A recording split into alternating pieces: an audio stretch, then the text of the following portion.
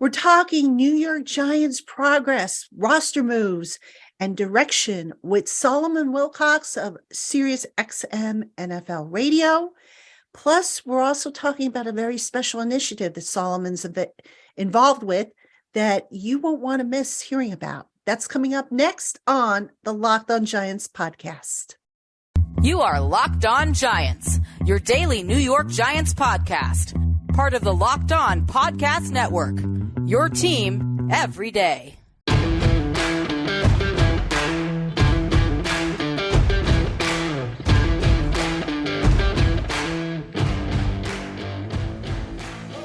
Hello, New York Giant fans, and welcome to another edition of the Locked On Giants podcast, part of the Locked On Podcast family, your team every day. My name's Patricia Traina. Happy to have you with us on this Tuesday, and I'm very happy to welcome in my new special guest here, Solomon Wilcots. He is, you probably have heard him on SiriusXM NFL Radio. He is also a team leader of sports health with Russo Partners. They have an innovative treatment that they're developing for Alzheimer's disease, which we're going to talk about a little later. This is very near and dear to my heart, folks, because I have two parents that I lost to dementia, which is part of the same family as Alzheimer's. So for those of you who might be going through that with a loved one, Solomon's got some great information he's going to talk about a little later on in the program. But first, we're going to talk about Giants football and at the NFL in general. Solomon, thank you so much for taking time out of your day to sit with me. Well, Patricia, it's always great to be on with you. Always great to come on and talk about the New York Giants. We're excited about their future. And, of course, their head coach has really infused this program with just great optimism. If you win the NFL Coach of the Year in your very first campaign, and we saw what they were able to do immediately upon just energizing the team with a new coaching staff, we're excited about what the future holds.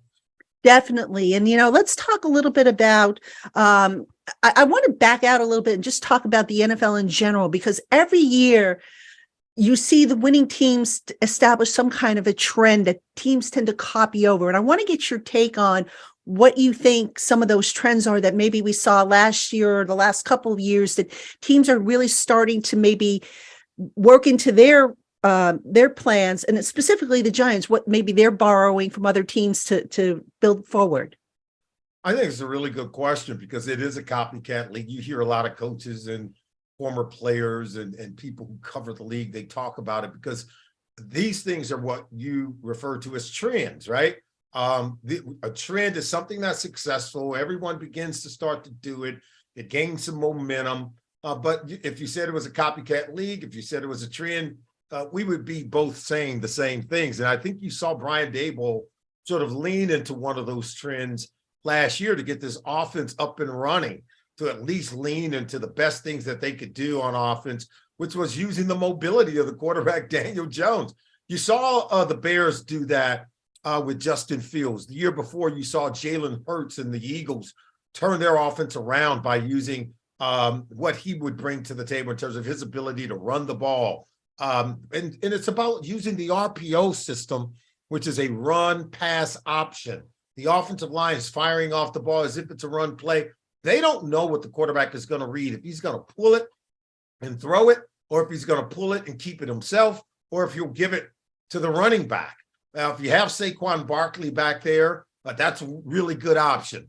If the offensive line is able to tee off on defensive linemen, while the defensive linemen are trying to look and peek to see if Daniel Jones is throwing the ball, that helps the offensive line.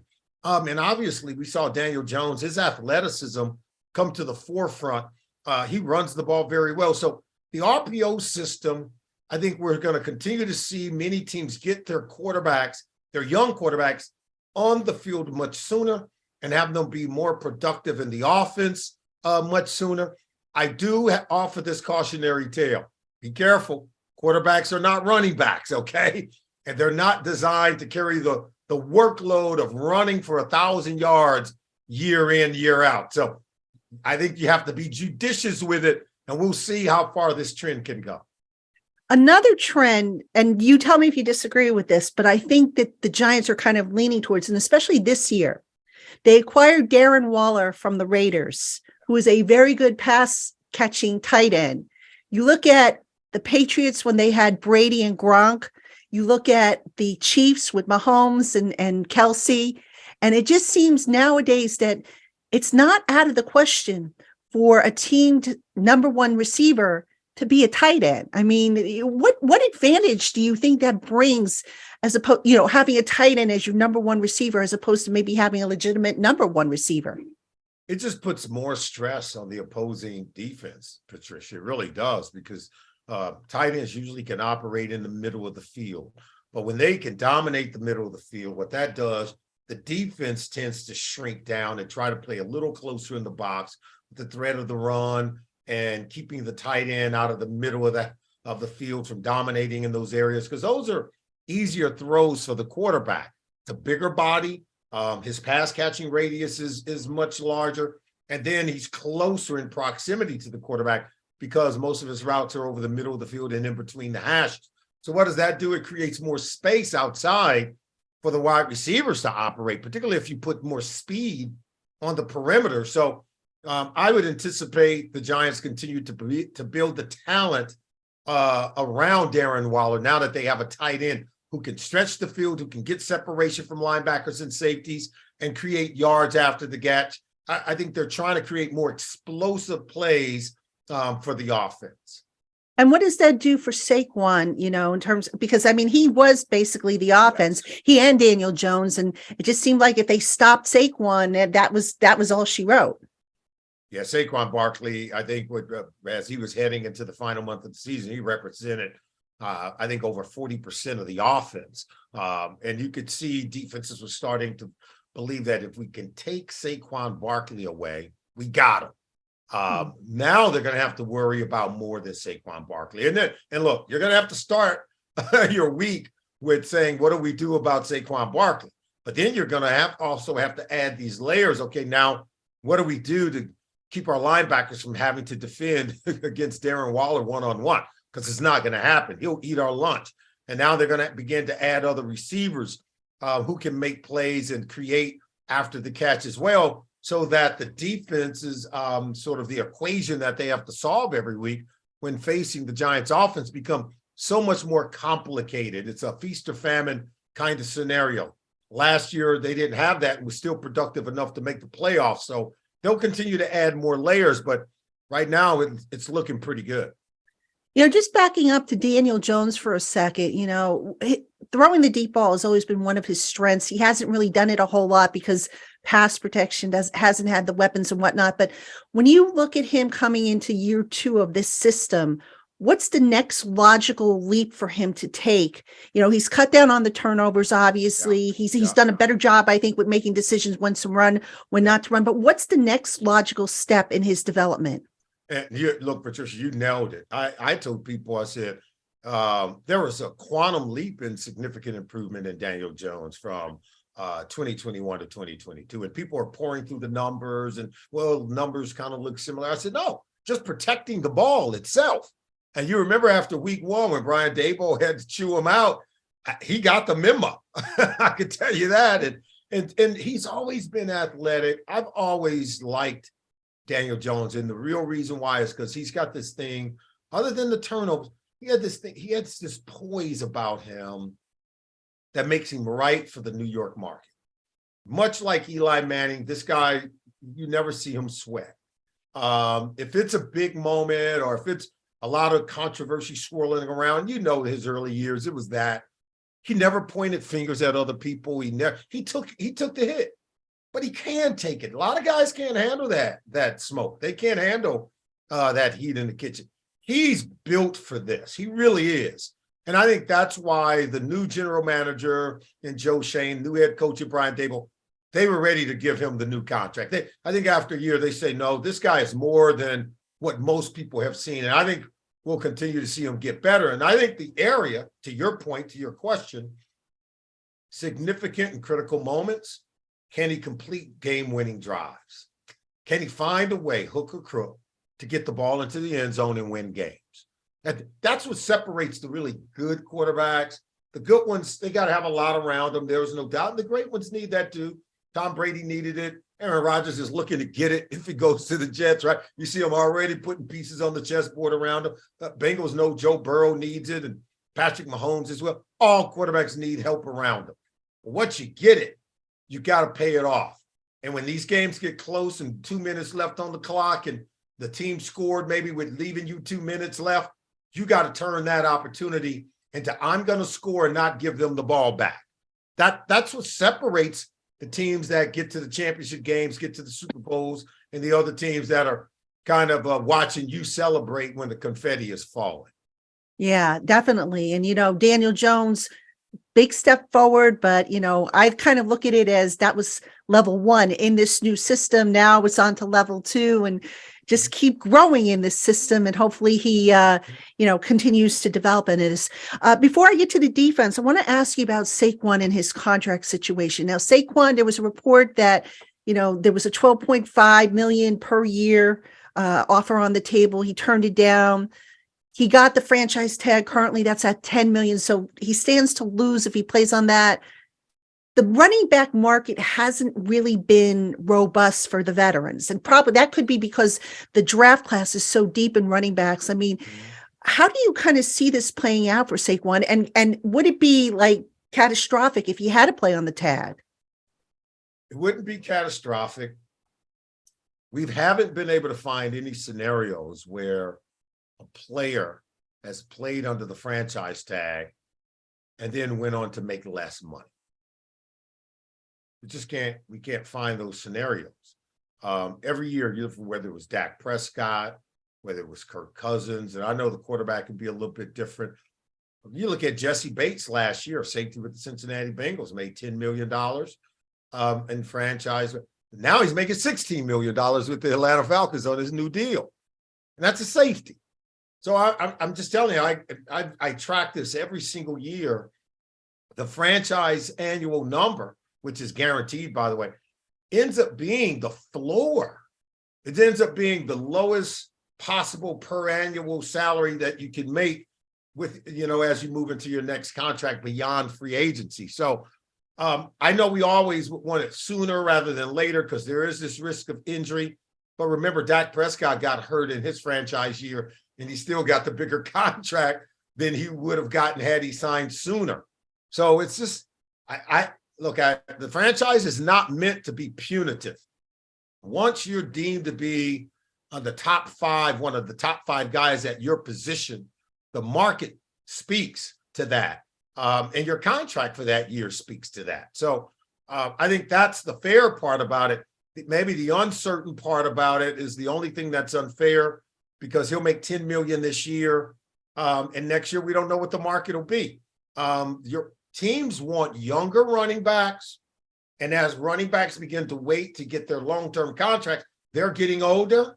They're getting more tread come off the tire with Saquon Barkley, who's already had an injury. So those are the things that are negative that are adding up against him. He's already had injuries. If he sustains more, and that'll be a mark against him. He'll be another year older, going up against going into a market that really craves running backs on their first contract, who are younger and tend to stay healthy.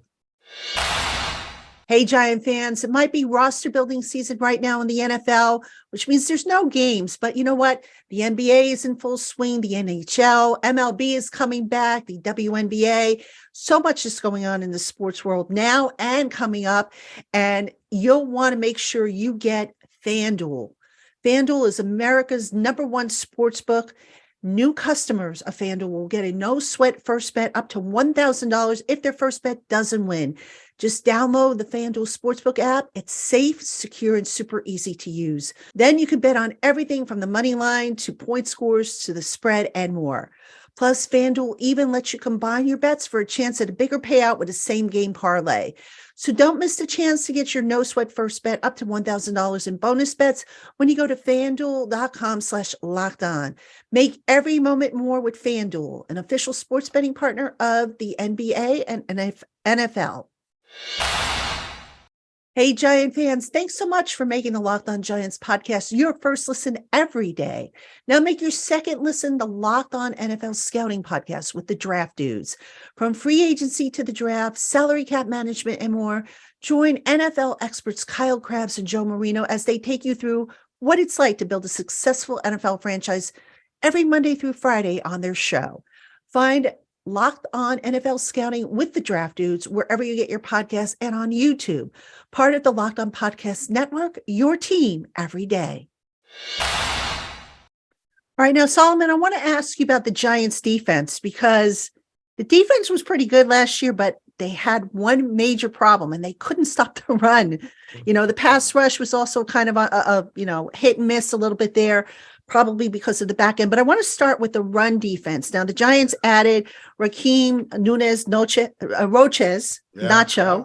Yeah. They added Bobby Okereke, who I think is one of the an underrated signing, but a big one. I mean, you think the Giants now, with Leonard Williams, Dexter Lawrence, who last year had a career year, is that run defense in your estimation better now on paper at least? Yeah, listen, with Rocho added to Dexter Lawrence and Leonard Williams, this is one of the best defensive lines in football. At least they have the potential to be that. And Rocho was part of that rotation on that Super Bowl winning team in Tampa in 2019. When Vita Vea was out, who was out most of the year, Rocho came in, was a starter, was a significant contributor. He wasn't just a guy playing behind a bunch of really good players. No, he was one of many. And that's what I think he'll be on this defense. And Bobby Okereke has arguably been one of the most underrated linebackers in our league since he came in as a rookie and was playing with Darius Leonard. We all know him now as Shaq Leonard, right? Mm-hmm. But Bobby Okereke was just a phenomenal player. Chris Ballard knows how to draft players. And I can tell you right now, this guy I think he's an upgrade for you. Now, here's what you have to understand. Don Wink Martindale, he comes from the old school. We play the run on the way to the quarterback. And that's not to say that it's an undisciplined philosophy. This is a passing league. You've got to be able to pressure the opposing quarterbacks. I could tell you in plenty of game plans where Bill Belichick, who's seen as a defensive genius, he'll allow you to run the ball. He invites you to run the ball because all he's trying to do is get off the field on third down. He's not going to give you the ball over the deep in the passing game over his head. When other coaches do that, for whatever reason, they get ridiculed because people look at the numbers at the end of the year and say, we gave up too much. Now, when a team is bound and determined to run it on you, you got to be able to stop them at that point. But when they're trying to fake, run it, to throw it, you got to understand what kind of cat and mouse game you're in. And I think Don Martindale is an excellent defensive coach. He'll figure it out. But you're right, having a few new pieces on the board, I think will go a long way to help with that.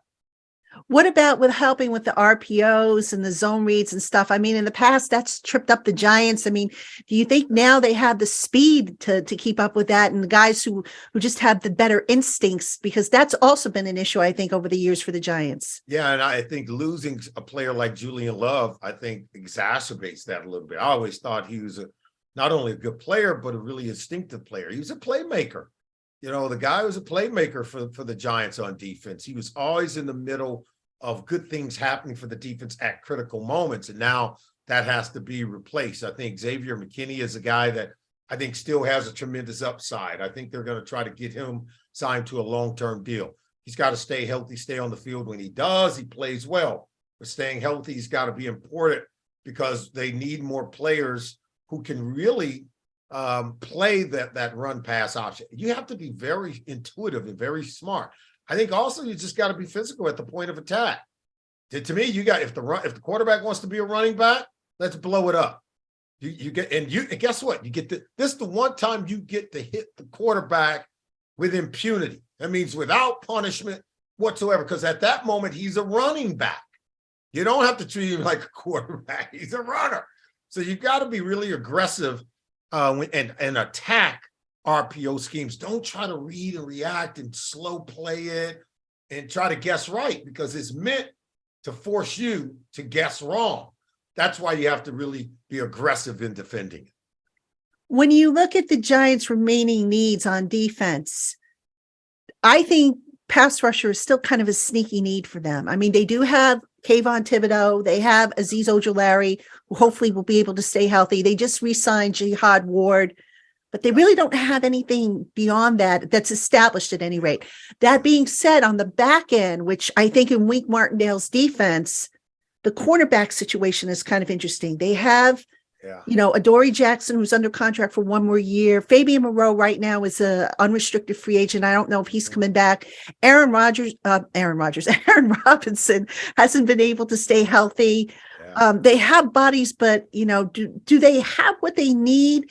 Or do you say, if you're Joe Schoen, gosh, this is a really deep cornerback class. Maybe I go and I double dip in this class and I build up that back end, maybe putting more emphasis on the back end than say on the edge rushers. Yeah, look, I think they wanted to spend what money they were going to spend on the front end of the defense. I do think they'll look to draft on the back end, but they still need a playmaker receiver. I still think they need to add a little bit more to this wide receiving core. You and I both know that, right? And it's almost like pick your poison. You love to be able to address every need. When it comes to defense, the critical positions are pass rushing and corner. Those are critical.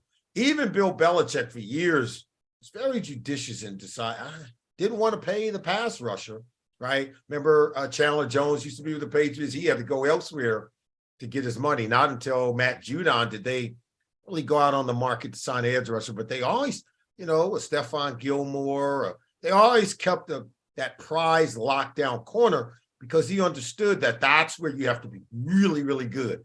In order to be really, really good there, you got to go pay for that player. And so that's going to be in free agency. Last year I railed against the Giants letting James Bradbury go because I knew all you would do is put you in a position you're going to need that guy. You're going to need that type of player. And here we are, right? It's like now you're looking for him. Well, you just had him. You just had him. And you say, well, we couldn't afford him.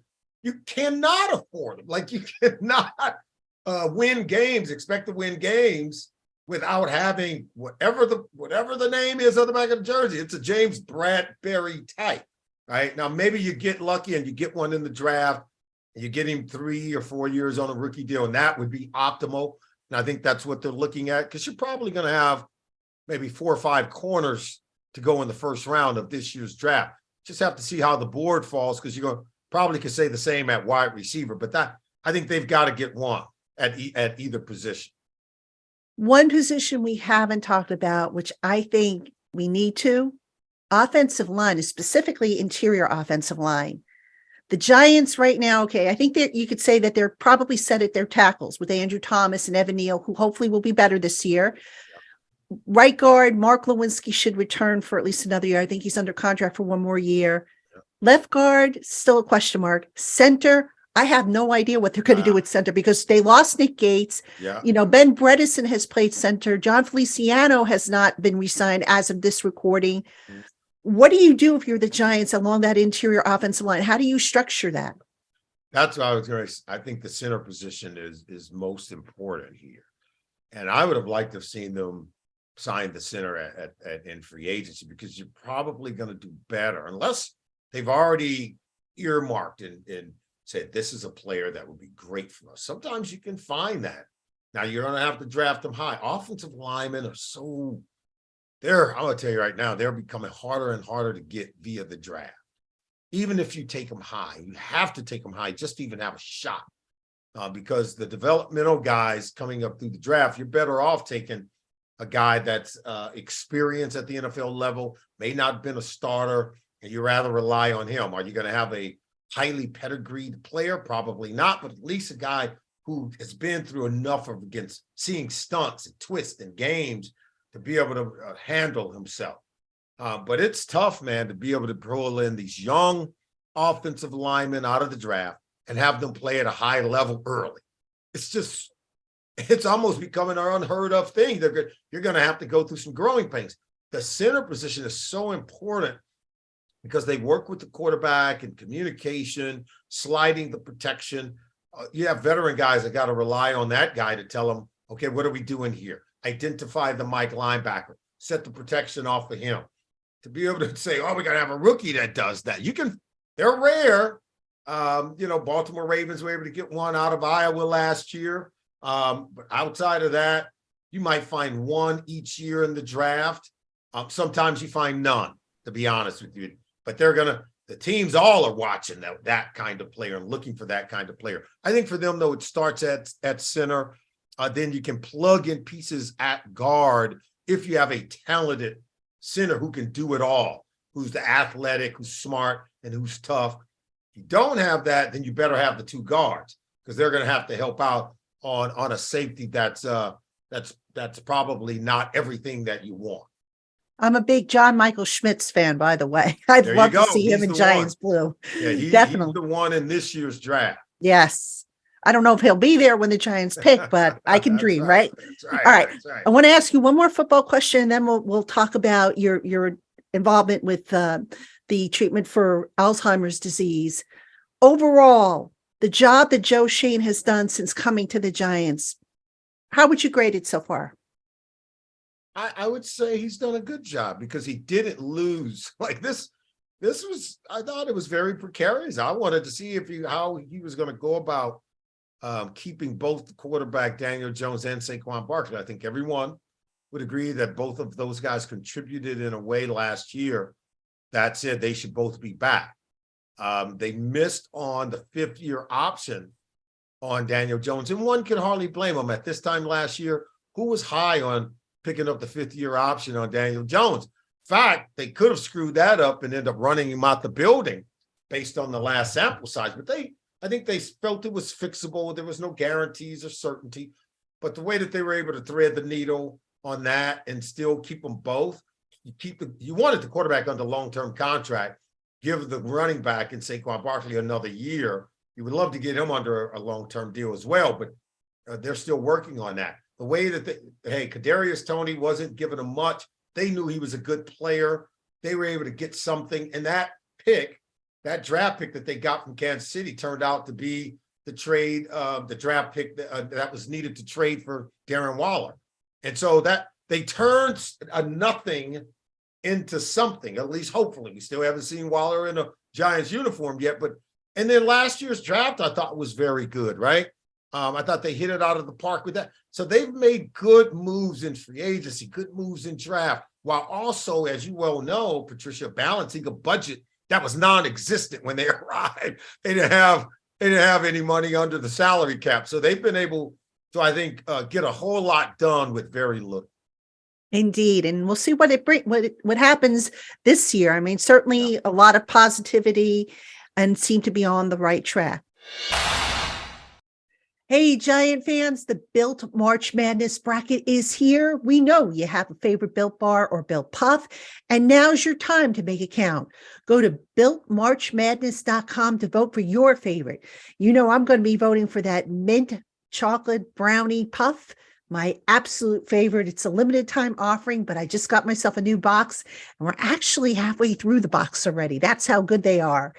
Anyway, which puff or bar will you be voting for? Support your favorite at BuiltMarchMadness.com and be automatically entered into a drawing where 50 lucky Locked On listeners will get a free box of Built, and one lucky Locked On fan will win a 12-month supply of Built bars or puffs delivered straight to their door.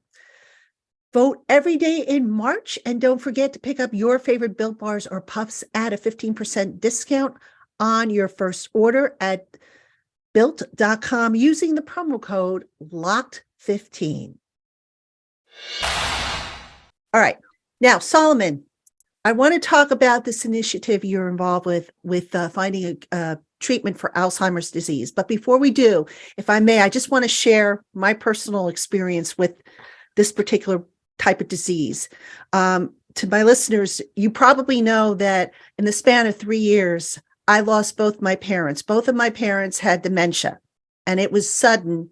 My father, maybe not as sudden, but my mother sudden. And to watch them go through that, to sit there with them and just, have them look at you with that blank look in their eye, like, I kind of know you, but I don't know who you are. Just absolutely heartbreaking. And, it's been said that the disease is hereditary. So I have two parents who had the disease and died of it. And for those who don't know, I also had cancer back in the day. I am actually more scared that one day I'm going to wake up and suddenly I'm going to have some sign of Alzheimer's or dementia because it is hereditary. And some statistics that I just want to share real quick. More than 6 million people older than 65 are living with Alzheimer's disease.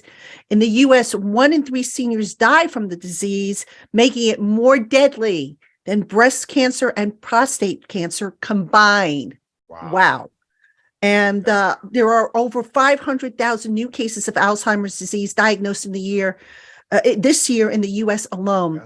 Solomon, tell us a little bit about this new initiative you're involved with, what it's doing, and is there hope that maybe this treatment can either eliminate Alzheimer's disease in the family, with dementia and everything like that, or just at least slow it down?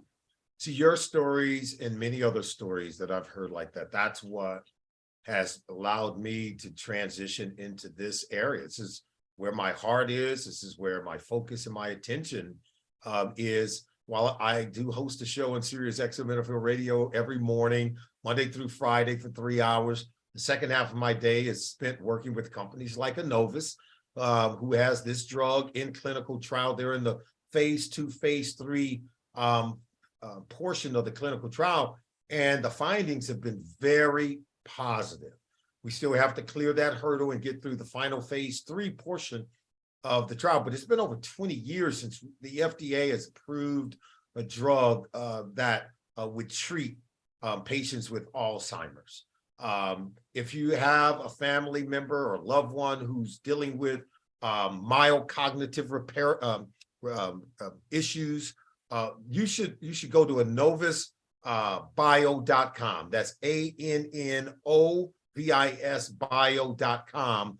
That's the website where, if you're in the New York area, you can get more information where you can take your loved one or family member and see if they would really qualify for the clinical trial. We need people to participate in these trials just to get drugs approved that can help the broader population.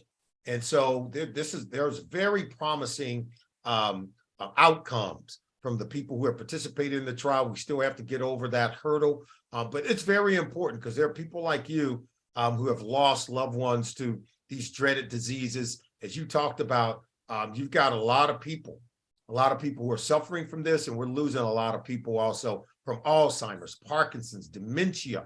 When you factor in all of them, those numbers that you just mentioned, Patricia, they multiply.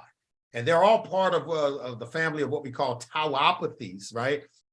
Where we have cognitive impairment, and you just see a steady decline of our family members, our friends, our loved ones. And so we need to be able to bring more treatments to the forefront to help people live. Even if we could just stop it in its tracks, that would be going a long way, and Innovis is working very hard at that.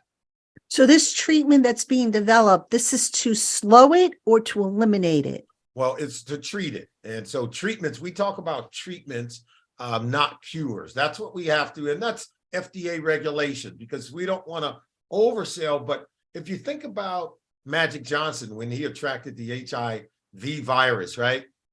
All the doctors rushed in, all the money for medical research rushed in, because everyone loves Magic Johnson. We don't want to lose this man, this wonderful person. And guess what? They were able to create a treatment to stop the HIV virus in its tracks. As we all know, Magic Johnson still walking around with the HIV virus, but it stopped it in its tracks. Most likely it'll be something else that he'll die from, but it won't be this, because the treatments work, stopped it in its tracks, keeps it from advancing. And so that's the way that, modern medicine is working now. Those are the things that we can speak about with greater optimism. Do we find treatments or do we find cure? It'd be great if we could find a cure, right? But then in the meantime, let's find a way to treat it. Let's find a way to stop it in its tracks, where we can go on and live our our daily lives. It'd be great if we found something that could help regress it. But right now, we're finding that the being able to stop it in its tracks, that it's a wonderful thing. In terms of, being in the phase 2, phase 3 of the clinical trials, what other support is being given to the people participating in these clinical trials besides obviously the administration of the medicine? Well, first of all, it's providing a lot of people with some hope, right? And that's when you mentioned that you've had cancer, and when you were going through that, the number one thing that I think you had to wake up and so in order to fight this fight, to the ability to have hope. That, wow, there is something that we can do about this, and I'm going to lean into whatever it is I can do. And that's why we're getting family. We're trying to talk with family members and everyone to recognize that there are resources. You go to novusbio.com and go to that website, and you'll find there's a lot of information. There's support groups that you can lean into. There's obviously the clinical trial that you can lean into. All of these things provide education. They provide you with more information. They provide you with more resources and support groups that you can lean on, that not only provides you with hope, but with an understanding of the pathway that you need to take. And particularly if you recognize that one of your aging loved ones or family members have some cognitive impairment, and that there's some decline there, what to recognize, what to look at, and what to see in order to be able to initiate getting them into a clinical trial. And support groups, very, very important. I know when I was going through it with both my parents, you sit there and you want, the same way they want to give you what's best, you want to give them what's best, and to basically feel helpless.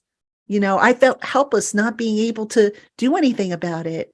I would try with pictures, I would try with all kinds of things. And after a while, it was just all for naught. And it was just very sad, and it affects you for sure. It really does. I mean, it really does. And, Dr. Peter McAllister, he's the doctor in the Connecticut, New York area, who's running the clinical trial site. You'll be able to find that information by, again, going to novusbio.com, and that's where you'll be able to go to the website. It's a lot of information there that you really will be able to help your family member, a friend, or a loved one. I think to be able to get on the right path, it is just the beginning, just the early steps and helping to move these new modern treatments forward. We all think about every medication that's on the market now. Somebody had to participate in a clinical trial in order for that to come to fruition and for it to be even available for us now. And sometimes we take a lot of that for granted, that other people had to make sacrifices or had to maybe go through those treatments or trials in order for us to have something that we don't have to no longer worry about, because those treatments are readily available for us on the market. We'd like to be able to push this one over the hurdle and get the FDA approval that's needed, providing that it meets all of their requirements. And we're still working through that process. But I'm going to celebrate when that day arrives. Well, again, as somebody who now has a pretty good chance of landing one of these diseases, I am rooting for this to come through as soon as possible, because, listen, once your mind goes, what do you have left? And I don't even want to think about it. I've seen people, not just my parents, but also when they lived in memory care units, to watch people who were once brilliant doctors or lawyers or educators or whatever it is they did in the prior life. And just to see them sit there and basically be a shell of themselves and have that blank look on their face, it is heartbreaking. And then to see, now you forget to eat, you forget to do basic stuff that we take for granted every day, that we do every day. Just absolutely, devastating. But we will definitely link to this information in the show notes, folks. Please check it out. And Solomon, thank you so much for telling us about this. It's always good to know that advancement is being made in against a disease that just is awful. Thank you, Patricia. You're the best. We greatly appreciate you sharing the platforms. We get to talk about football. We get to talk about Big Blue, the Giants. Well, I think if they were a stock, I would say I'm buying, right? But the same when it comes to some of the other things that are very important in life. So we appreciate you for sharing the platform and allowing us to come on with it today. Oh, it's my pleasure. It's like I said, it's something that's near and dear to my heart. And, look, football, I know a lot of people come here, they want to hear about the football stuff, but we're also human at the end of the day. So, and I think this is certainly an important cause. And I'm happy that you were able to come on, give me a few minutes of your time to talk about this, as well as to give me your expertise on the Giants. I have a great deal of respect for you. And, I try and catch your show whenever I can. So Solomon, thank you from the bottom of my heart for coming on the Locked On Giants podcast with me. All right. Thank you, Patricia. All the best. All right. Giant fans, thank you for tuning in to the Locked On Giants podcast. Again, don't forget to check out the show notes where you can find information on the initiative Solomon spoke about. We have content for you the rest of the week. We'll have shorts if there's any late breaking news.